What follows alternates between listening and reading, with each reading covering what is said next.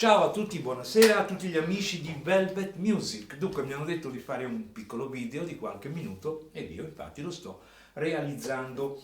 Dunque, che cosa voglio raccontarvi? Innanzitutto mi sono presentato facendovi ascoltare un attimo di quella famosa introduzione di pianoforte di uno dei più famosi brani italiani, forse qualcuno di voi avrà riconosciuto.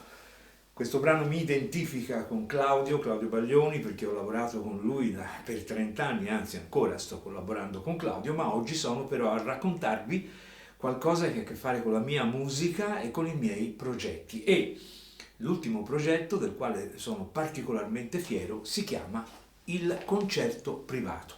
Beh, che cos'è il concerto privato? Semplice, questo è il mio studio privato, che io ho chiamato Ebony and Ivory perché è fatto di bianco e nero.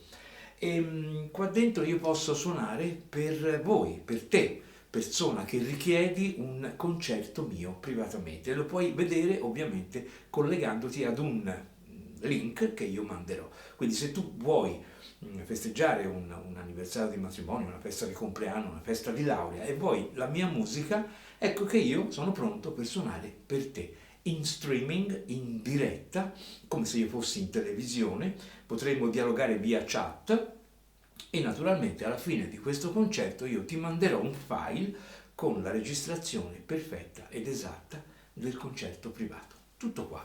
Questa è la mia idea e ripeto, sono abbastanza contento di questo risultato che sta arrivando e devo dire che insomma è la prima volta che si fa qualcosa del genere in Italia. Io non so all'estero, però ho scoperto che in Italia sono il primo matto ad aver ideato questa cosa qua.